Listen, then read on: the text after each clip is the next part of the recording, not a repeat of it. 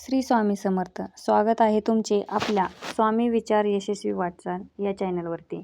मंडळी, तुम्ही खूप सेवा करून थकला आहात. स्वामींचे 11 गुरुवार केले, स्वामींचे 21 गुरुवार केले, स्वामी चरित्र सारामृताचे पण 108 पारायण केले, पण तुमची इच्छा काही पूर्ण झाली नाही. तुम्ही खूप श्रद्धेने संकल्पयुक्त पारायण केले, पण इच्छा पूर्ण झाली नाही. तर बघा, आजच्या व्हिडिओमध्ये मी तुम्हाला स्वामींचे 3 गुरुवारचे व्रत सेवा सांगणार आहे. खूप साधी, सोपी आणि सगळेच करू शकतात. म्हणजेच जे ऑफिसला जातात, ज्या महिला असतात, ज्या नोकरी करतात, स्वामींचे 21 गुरुवार किंवा 11 गुरुवार शक्य होत नाही, कारण सेवेला 1.5 ते 2 तास लागतो. पण ह्या 3 गुरुवारची सेवा खूप साधी, सोपी आहे. ती कशी करायची ते मी तुम्हाला सांगणार आहे आणि अतिशय फलदायी सेवा आहे. खूप भक्तांना या सेवेचा अनुभव आलेला आहे. तुम्ही जेव्हा 3 गुरुवारच्या व्रताला सुरुवात करता, तेव्हा 3 गुरुवार पूर्ण होण्याच्या आधीच तुमची जी काही इच्छा असेल ते नक्कीच महाराज पूर्ण करतात. फक्त आपल्याला ही सेवा पूर्ण श्रद्धेने, विश्वासाने करायची आहे. चला तर मग अजिबात वेळ वाया न घालवता ती सेवा कशी करावी ते मी तुम्हाला सांगते. पण त्याआधी जर तुम्ही आपल्या चॅनलवरती नवीन असाल तर चॅनलला सबस्क्राईब करा. कारण आपल्या चॅनलवर स्वामींच्या सेवा, स्वामींचे अनुभव, स्वामी लीला आणि कथा आपण सांगत असतो.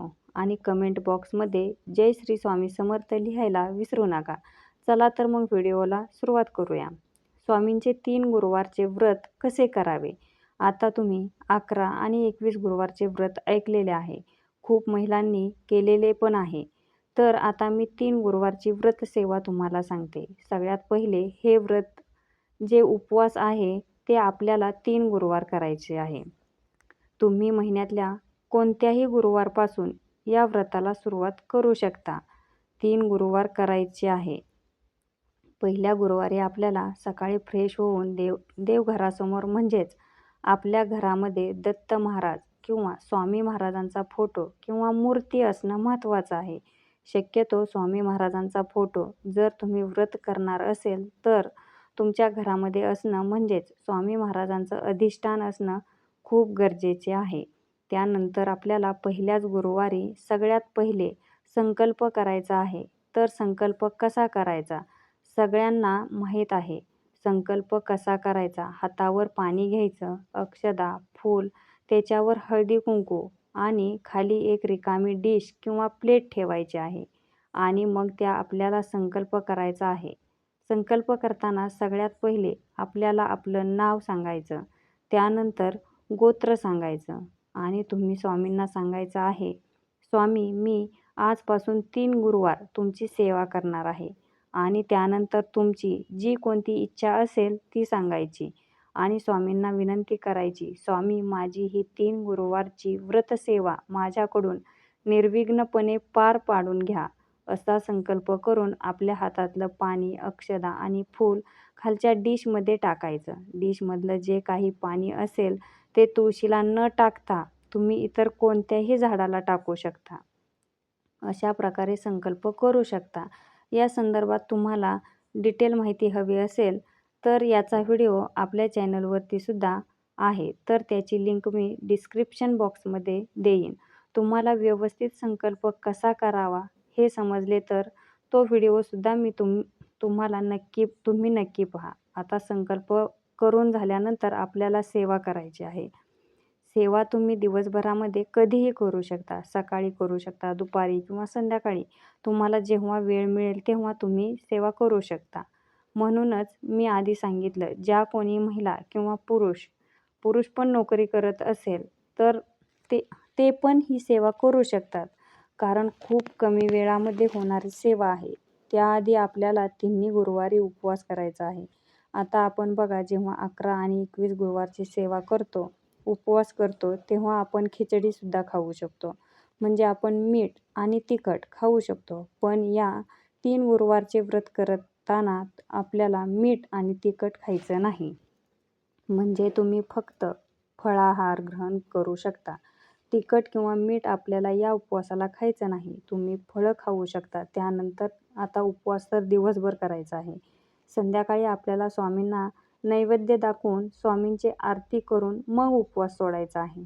उपवास दिवसभर 3ही गुरुवारी करायचा. पहिल्या गुरुवारी संकल्प करायचा, दिवसभर उपवास करायचा, रात्री आरती करायची. आता आरती कोणती करायची? तर पहिल्यांदा गणपती बाप्पांची आरती करा. त्यानंतर तुम्ही श्री गुरुदेव दत्तांची आणि तुमच्याकडे स्वामी समर्थांची आरती असेल तर ती आरतीसुद्धा तुम्ही म्हणू शकता. आणि स्वामींना नैवेद्य दाखवायचा. शुद्ध शाकाहारी जेवणाचा स्वामींना नैवेद्य दाखवायचा आणि मग आपल्याला आपला उपवास सोडायचा आहे. सेम दुसऱ्या गुरुवारी पण तसंच करायचं. फक्त संकल्प हा पहिल्याच गुरुवारी करायचा आहे. दुसऱ्या गुरुवारी उपवास धरायचा, फळाहार ग्रहण करायचा, संध्याकाळी आरती करायची आणि मग स्वामींना नैवेद्य दाखवून आपल्याला उपवास सोडायचा आहे. तिसऱ्या गुरुवारी पण सेम असंच करायचं. आता हे झालं उपवास करणं. आता सेवा कोणत्या करायच्या? तर अगदी साधी सोपी सेवा आहे. स्वामी चरित्र सारामृत प्रत्येक स्वामी भक्ताला माहीत आहे. प्रत्येक भक्ताकडे स्वामींचे सारामृत असेल आणि खूप जण त्याच नित्यसेवेमध्ये पठण पण करतात. तर स्वामी चरित्र सारामृत पूर्ण वाचायचं का? तर अजिबात नाही. आपल्याला 3 गुरुवारची सेवा करायची आहे. 3 गुरुवारची सेवा करताना बघा, स्वामी चरित्र सारामृतामध्ये 21 अध्याय आहेत. त्यातले 7 अध्याय पहिल्या गुरुवारी वाचायचे. नंतर 7 म्हणजे पहिले 7 अध्याय 1 ते 7 हे पहिल्या गुरुवारी वाचायचे. त्यानंतर 8व्या अध्यायापासून 14व्या अध्यायापर्यंत दुसऱ्या गुरुवारी वाचायचं आणि 15 पासून 21 पर्यंत तिसऱ्या गुरुवारी आपल्याला वाचन करायचं आहे. म्हणजे पूर्ण स्वामीचरित्र सारामृत ज्याला 1 ते 1.5 तास लागतो ते आपल्याला एकदम वाचायचं नाही आहे. तुम्ही पहिले 7 अध्याय वाचा पहिल्या गुरुवारी, नंतरचे 7 दुसऱ्या गुरुवारी आणि शेवटचे 15 ते 21 पर्यंतचे 7 अध्याय हे तिसऱ्या गुरुवारी वाचायचे आहेत. त्यानंतर आपल्याला 11 माळी जप करायची गरज नाही. तुम्हाला फक्त 3 माळी जप करायचे आहे. 3 माळी श्री स्वामी समर्थ मंत्रांचा जप करायचा.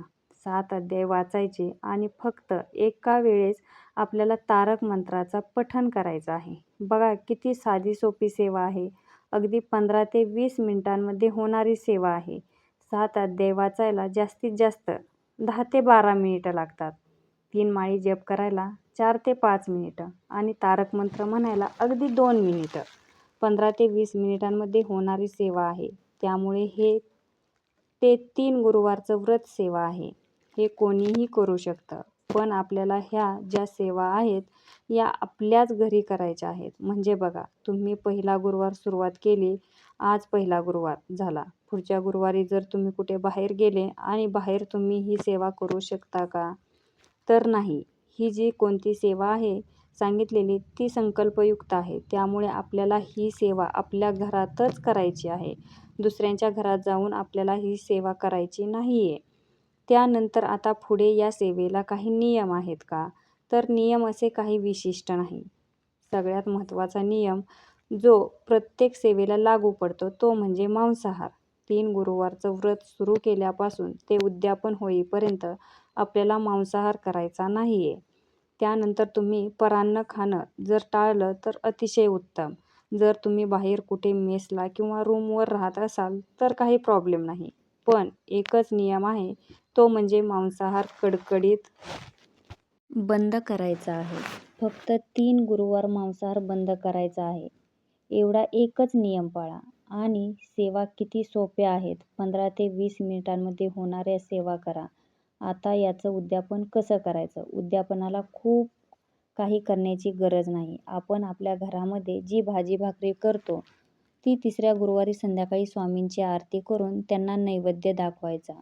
त्यामध्ये एखादा तुम्ही गोडाचा पदार्थ करा आणि तुम्हाला जर शक्य असेल, तुमच्या जवळपास जर केंद्र असेल तर तुम्ही केंद्रामध्ये जाऊन स्वामींना नारळ, खडीसाखर ठेवा किंवा तुम्ही पेढ्याचा, बेसनाचे लाडू असा कोणता पण नैवेद्य तुम्ही केंद्रामध्ये स्वामींना देऊ शकता. जर जवळ केंद्र असेल तर नक्कीच तिसऱ्या गुरुवारी केंद्रामध्ये जाऊन तिथे स्वामींना मुजरा वगैरे करून स्वामींना तिथे नैवेद्य तुम्ही दाखवू शकता. अगदी एक जोडपं जेवू घातलं पाहिजे, लहान मुलं जेवू घातले पाहिजे असं काही नाही. तुमच्या यथाभक्ती, यथाशक्ती तुम्ही गोरगरिबांना दान केलं तर अतिशय उत्तम. केंद्रामध्ये काही दिलं तरीही चालेल, तुमच्या यथाशक्तीनुसार तुम्ही जे उद्यापन करू शकता. अगदी साधी सोपी सेवा आहे 3 गुरुवारची. नक्कीच खूप भक्तांनी ही सेवा केलेली आहे. त्यांना पहिल्या किंवा दुसऱ्याच गुरुवारी अनुभव आलेला आहे.